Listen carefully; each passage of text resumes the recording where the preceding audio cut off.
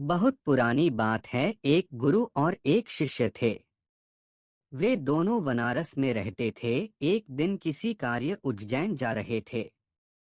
उज्जैन जाते जाते उन्हें रास्ते में ही रात हो गई। चारों ओर घना जंगल था और अंधेरी रात थी। इस तरह रात्रि में जंगल में रुकना सुरक्षित नहीं था।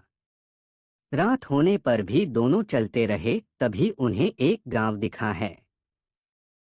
गुरु और शिष्य दोनों ही गांव में चले गए। गांव में उन्हें एक झोपड़ी दिखलाई दी। गुरु ने शिष्य से कहा कि आज हम इसी झोपड़ी में रुकेंगे। गुरु और शिष्य दोनों झोपड़ी में गए और झोपड़ी का दरवाजा खटखटाया। झोपड़ी से एक गरीब आदमी बाहर आया और गुरुजी उस व्यक्ति से बोले, हम दोनों बहुत दूर से आ रहे हैं और रात्रि अधिक हो गई है। जंगल में रहना खतरे से खाली नहीं है, इसीलिए हम रात्रि में यहाँ रुकना चाहते हैं। वह व्यक्तिगत गरीब अवश्य था, किंतु दिल से बहुत नेक इंसान था। उसने सम्मान पूर्वक गुरु और शिष्य को झोपड़ी के अंदर बुलाया और उन्हें स्वादिष्ट भोजन करवाया और रात्रि में सोने के लिए बिस्तर भी लगा दिए। भोजन करने के पश्चात गुरुजी ने उस गरीब व्यक्ति से पूछा, तुम्हारा घर तो बहुत छोटा है, किंतु तुम दिल के बहुत धनवान हो। तुम्हारी रोजी रोटी का साधन क्या है?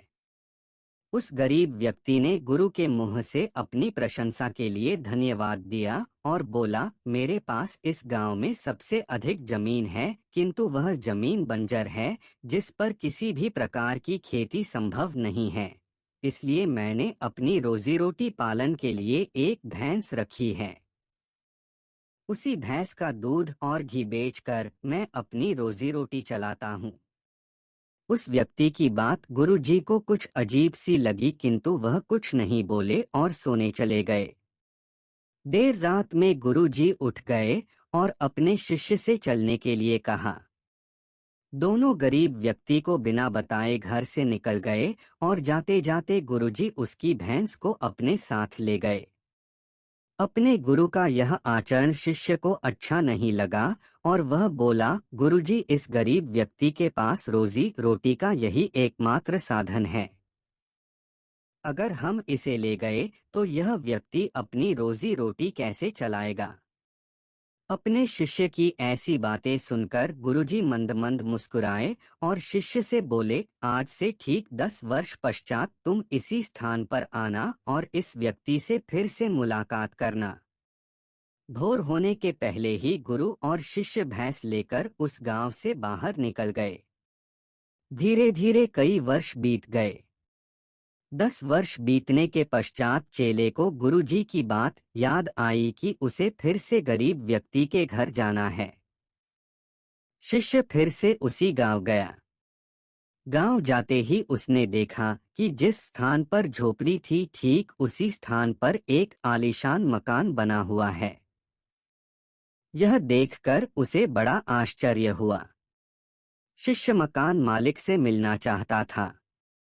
जैसे ही शिष्य मकान के पास गया, उसने उसी गरीब व्यक्ति को देखा, किंतु इस बार गरीब व्यक्ति बहुत अच्छे कपड़े पहने हुआ था और देखने में बहुत ही संपन्न प्रतीत हो रहा था।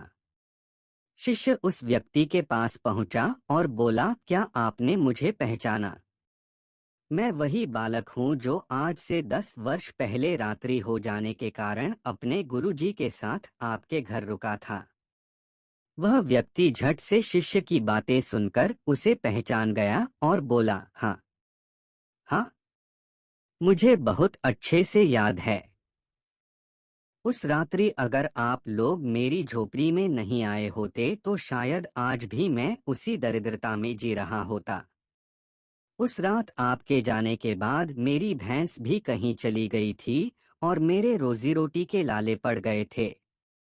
मैंने अपनी बंजर जमीन पर मेहनत की और अथक परिश्रम के पश्चात उस जमीन को उपजाऊ बना लिया और अब उस बंजर जमीन पर मेरी हरी भरी फसलें लहरा रही हैं।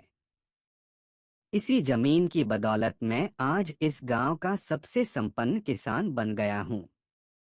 शिष्य को अब समझ में आया कि गुरुजी उस रात उस व्यक्ति की भैंस क्यों ले गए। शिष्य के मन में अब अपने गुरु के लिए पहले से भी कई गुना अधिक सम्मान था।